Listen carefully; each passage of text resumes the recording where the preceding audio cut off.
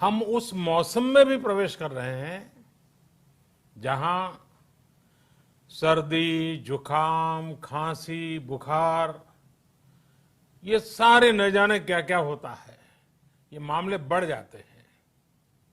ऐसे में मेरी आप सभी देशवासियों से प्रार्थना है कि ऐसे समय अपना ध्यान रखिए।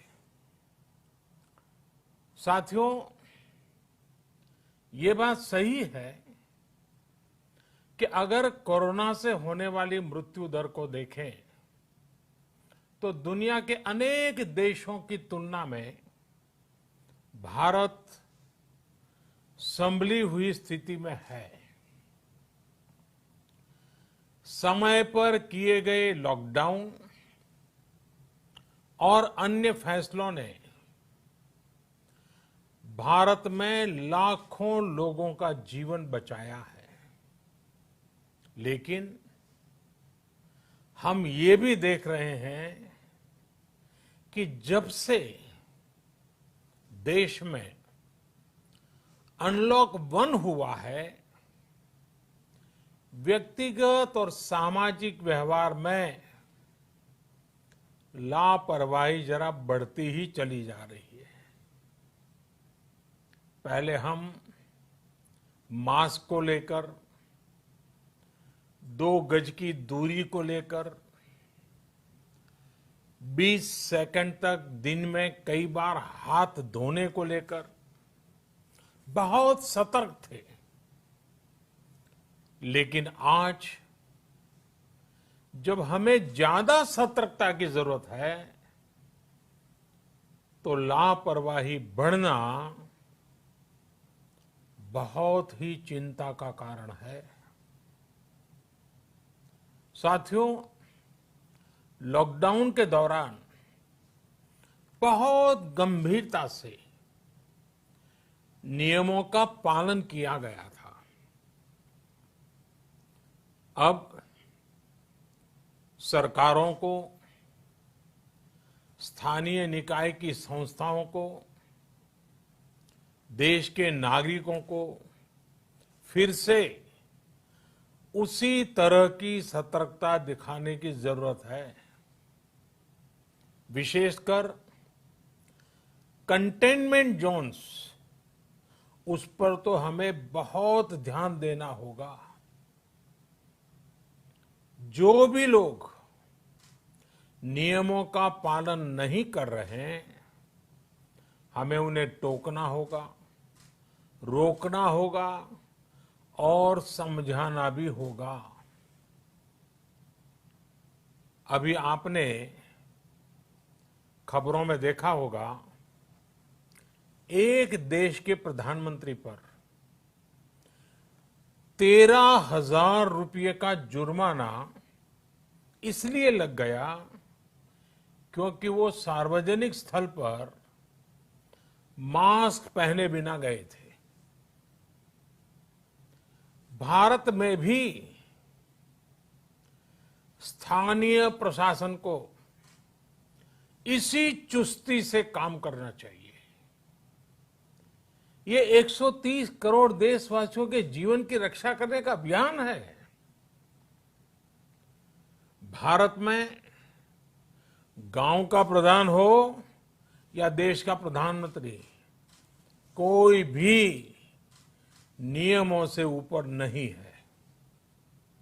साथियों, लॉकडाउन के दौरान देश की सर्वोच्च प्राथमिकता रही ऐसी स्थिति न आए कि किसी गरीब के घर में चूल्हा न जले।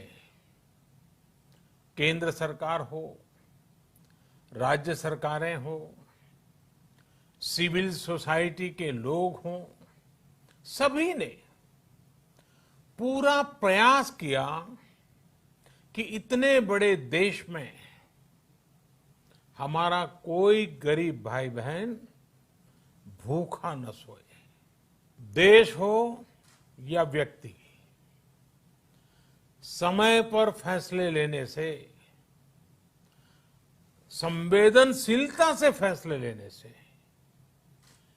किसी भी संकट का मुकाबला करने की शक्ति अनेक गुना बढ़ जाती है। इसलिए लॉकडाउन होते ही सरकार प्रधानमंत्री गरीब कल्याण योजना लेकर आई। इस योजना के तहत गरीबों के लिए 2.25 लाख करोड़ रुपए का पैकेज दिया गया। साथियों, बीते 3 महीनों में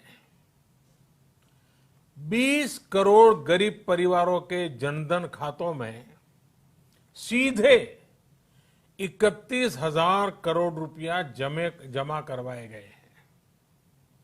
इस दौरान 9 करोड़ से अधिक किसानों के बैंक खातों में 18,000 करोड़ रुपए जमा हुए हैं।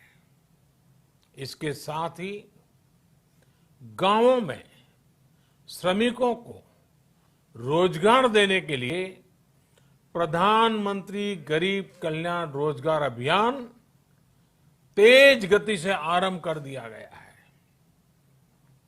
इस पर सरकार 50,000 करोड़ रुपए खर्च कर रही है।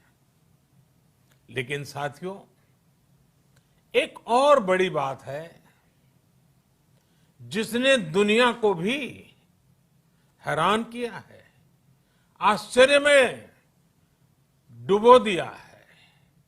वो ये कि कोरोना से लड़ते हुए भारत में 80 करोड़ से ज्यादा लोगों को 3 महीने का राशन, यानी परिवार के हर सदस्य को 5 किलो गेहूं या चावल मुफ्त दिया गया।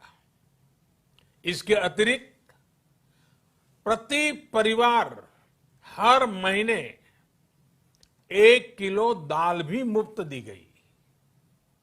यानी एक तरह से देखें तो अमेरिका की कुल जनसंख्या से 2.5 गुना अधिक लोगों को,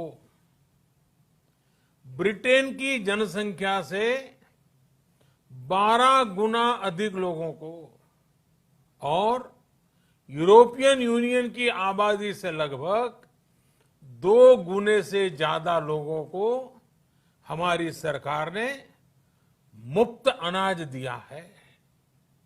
साथियों, आज मैं इसी से जुड़ी एक महत्वपूर्ण घोषणा करने जा रहा हूं। साथियों, हमारे यहां वर्षा ऋतु के दौरान और उसके बाद मुख्य तौर पर कृषि क्षेत्र में, एग्रीकल्चर सेक्टर में ही ज्यादा काम होता है। अन्य दूसरे सेक्टरों में थोड़ी सुस्ती रहती है। जुलाई से धीरे धीरे त्योहारों का भी माहौल बनने लगता है। अब आप देखिए, अभी 5 जुलाई को गुरु पूर्णिमा है, फिर सावन शुरू हो रहा है, फिर 15 अगस्त आएगी, रक्षाबंधन आएगा, कृष्णा जन्माष्टमी आएगी, गणेश चतुर्थी आएगी, ओणम होगा और आगे जाएं तो काटी बिहू है, नवरात्रि है, दुर्गा पूजा है, दशहरा है, दीपावली है, छठी मैया की पूजा है। त्योहारों का ये समय जरूरतें भी बढ़ाता है, खर्च भी बढ़ाता है।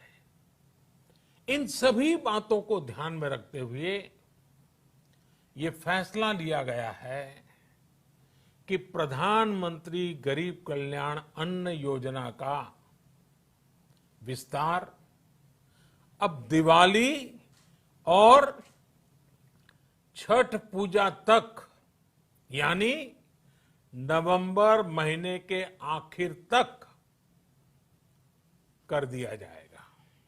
यानी 80 करोड़ लोगों को मुफ्त अनाज देने वाली ये योजना अब जुलाई, अगस्त, सितंबर, अक्टूबर, नवंबर में भी लागू रहेगी।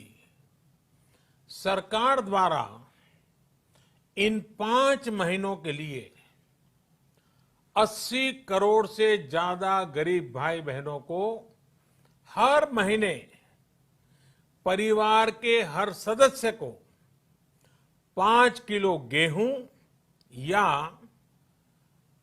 5 किलो चावल मुफ्त मुहैया कराया जाएगा और साथ ही प्रत्येक परिवार को हर महीने 1 किलो चना भी मुफ्त दिया जाएगा।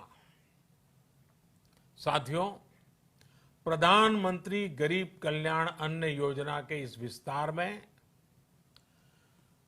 90,000 करोड़ रुपए से ज्यादा खर्च होंगे और अगर इसमें पिछले 3 महीने का खर्च भी जोड़ दें तो ये करीब करीब 1.5 लाख करोड़ रुपया हो जाता है। अब पूरे भारत के लिए हमने एक सपना देखा है। कई राज्यों ने तो बहुत अच्छा काम भी किया है। बाकी राज्यों पर भी हम आग्रह कर रहे हैं कि इसको काम को आगे बढ़ाएं। और काम क्या है?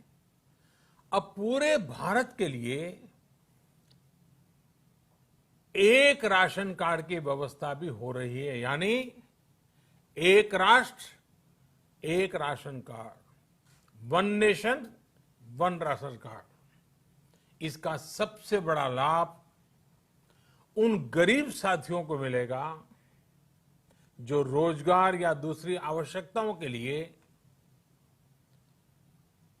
अपना गांव छोड़ करके कहीं और जाते हैं, किसी और राज्य में जाते हैं। साथियों, आज गरीब को, जरूरतमंद को सरकार अगर मुफ्त अनाज दे पा रही है तो इसका श्रेय प्रमुख रूप से 2 वर्गों को जाता है। पहला, हमारे देश के मेहनती किसान, हमारे अन्नदाता, और दूसरा हमारे देश के ईमानदार टैक्स पेयर। आपका परिश्रम, आपका समर्पण ही जिसकी वजह से देश ये मदद कर पा रहा है। आपने देश का अन्न भंडार भरा है, इसलिए आज गरीब का, श्रमिक का चूल्हा जल रहा है। आपने ईमानदारी से टैक्स भरा है, अपना दायित्व निभाया है, इसलिए आज देश का गरीब इतने बड़े संकट से मुकाबला कर पा रहा है। मैं आज हर गरीब के साथ ही देश के हर किसान, हर टैक्स पेयर का हृदय से बहुत बहुत अभिनंदन करता हूं, उन्हें नमन करता हूं। साथियों, आने वाले समय में हम अपने प्रयासों को और तेज करेंगे। हम गरीब, पीड़ित, शोषित, वंचित हर किसी को सशक्त करने के लिए निरंतर काम करेंगे। हम सारी एहतियात बरतते हुए इकोनॉमिक एक्टिविटीज को और आगे बढ़ाएंगे। हम आत्मनिर्भर भारत के लिए दिन रात एक करेंगे। हम सब लोकल के लिए वोकल होंगे। इसी संकल्प के साथ हम 130 करोड़ देशवासियों को मिलजुल करके संकल्प के साथ काम भी करना है, आगे भी बढ़ना है। फिर से एक बार मैं आप सबसे प्रार्थना करता हूं, आपके लिए भी प्रार्थना करता हूं, आपसे आग्रह भी करता हूं, आप सभी स्वस्थ रहिए, 2 गज की दूरी का पालन करते रहिए, गमछा, फेस कवर, मास्क ये हमेशा उपयोग कीजिए, कोई लापरवाही मत बरतिए। इसी आग्रह, इसी कामना के साथ मैं आप सभी को बहुत बहुत शुभकामनाएं देता हूं।